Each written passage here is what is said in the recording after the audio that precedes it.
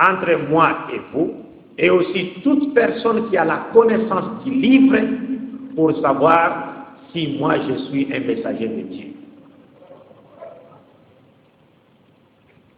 Tout celui qui a la connaissance du livre, même s'il n'a pas lu, il n'a pas cherché à voir Muhammad dans les livres antérieurs au Coran, mais en lisant seulement le Coran, il peut se rendre aussitôt compte, vite compte que Muhammad sallallahu alayhi wa sallam est un messager de Dieu, sans avoir besoin de lire la Bible judéo-chrétienne. Alors, je vous annonce que mon exposé tournera autour de 3 points. Ils sont les suivants. Le premier point sera consacré sur le choix de la Bible judéo-chrétienne comme étant notre seul champ de bataille, n'est-ce pas, que nous exploiterons pour démontrer la véracité de notre prophète Muhammad sallallahu alayhi wa sallam. Et ensuite, viendra l'exposé du thème proprement dit. Et enfin, nous tirerons notre conclusion, Inch'Allah. Donc, sans plus tarder, nous allons commencer avec notre exposé, mais avant cela, je demanderai à mon frère Mustafa de nous lire 2 prophéties qu'on trouve dans les livres du prophète Daniel. Le prophète Daniel, ou Daniel, en arabe Daniel, est cité dans les Qisas al-Anbiya de Ibn Kathir, rahimahullah. Dans les Qisas al-Anbiya de Ibn Kathir, si vous lisez vers la fin, vous verrez qu'il y a un prophète dont le nom est Daniel, Nabiullah Daniel alayhi salam. Il n'y a pas de prophétie dans les livres des chrétiens et des juifs qui annonce clairement l'avènement de Muhammad sallallahu alayhi wa sallam que celle qu'on trouve dans les livres du prophète Daniel. Donc nous avons choisi pour vous quelques versets du chapitre 2, deuxième chapitre du livre de Daniel, et aussi du chapitre 7 du livre de Daniel. Parce que ce sont 2 prophéties jumelles. Ce sont 2 prophéties jumelles. C'est-à-dire, pour comprendre la première prophétie qu'on trouve dans le chapitre 2, nous devons également comprendre la seconde prophétie qu'on trouve dans le chapitre 7. Parce que les 2 prophéties marchent ensemble. Car le chapitre 7 est le pendant du chapitre 2. Et dans le chapitre 7, nous trouvons des éléments nouveaux, n'est-ce pas, qui nous permettront, n'est-ce pas, de comprendre facilement que Muhammad sallallahu alayhi wa sallam a été annoncé dans les livres des Juifs et des chrétiens. Et je sais qu'en hébreu, dans les livres des Cantiques, dans son chapitre 5, verset 10, Muhammad a été nommément cité en hébreu. Le terme utilisé était Muhammadim. Muhammadim. Même Ha, même Dalet, Yod, même en hébreu. Muhammadim.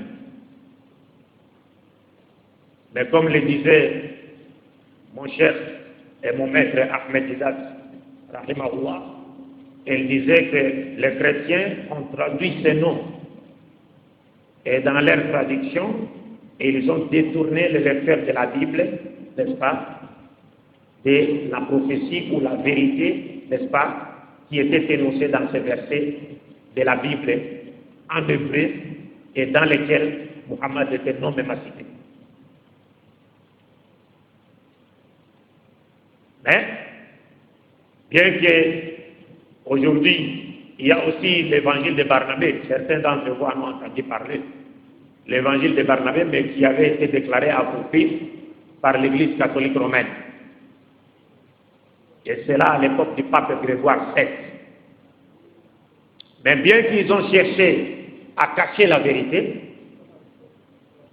mais Dieu a confirmé la véracité de notre prophète Muhammad sallallahu alayhi wa sallam dans la Bible judéo-chrétienne. Elle existe jusqu'à ce jour.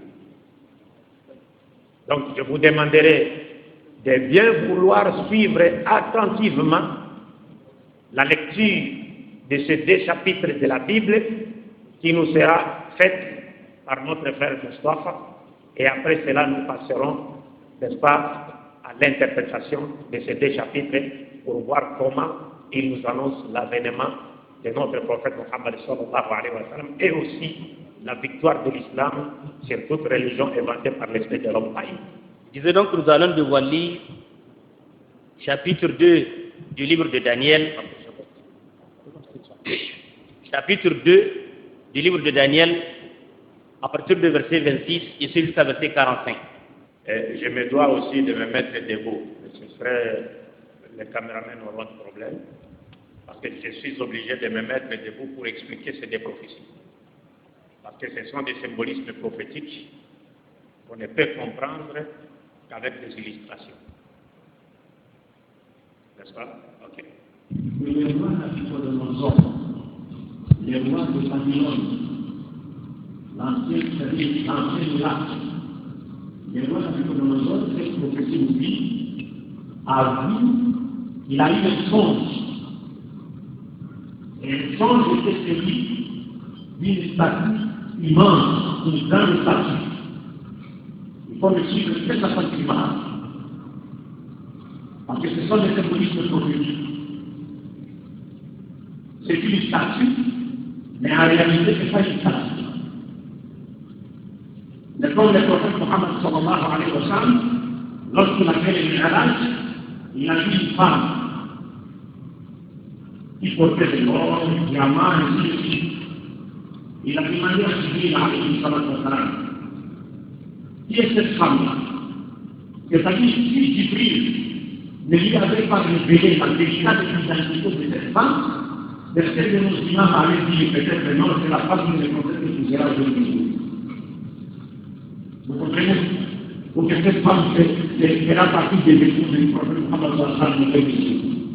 Mais il a vu une femme, mais Jibril alayhi wa sallam lui a dit que ce n'est pas une femme, c'est le monde avec ses tentations. Et cette femme a appelé le prophète. Et le prophète n'a pas répondu à son appel. Et Jibril lui a fait savoir que si il avait répondu à son appel, toute sa communauté se serait égarée du poisson. Parce que cette femme que vous avez vue n'est pas une femme, mais le symbolisme du monde avec toutes ses tentations. Et nous sommes ici en face d'une terminologie prophétique. On nous dit que le roi Nabuchodonosor, le roi de Babylone, l'antique Irak, a eu un songe. Et dans ce songe, il avait vu une grande statue. Et la statue avait une forme humaine, comme un être humain. La tête de cette statue était d'or, c'est-à-dire en or. La poitrine et les bras étaient d'argent, c'est-à-dire en argent. Le ventre jusqu'aux cuisses était d'airain ou bien cuivre. Les jambes, je vous dis ici, étaient de fer. Et les pieds de la statue, une partie était de fer et une autre partie était d'argile. Pendant qu'il considérait la statue, il est resté basé devant la statue parce que c'était une grande statue. Il a vu aussitôt une pierre, une petite pierre, se détacher par le secours d'aucune main. Et cette pierre est venue frapper le pied de la statue. La statue s'est écoulée, elle s'est transformée en poussière. Quand la pierre qui a frappé le pied de la statue, elle a commencé par devenir une grande montagne.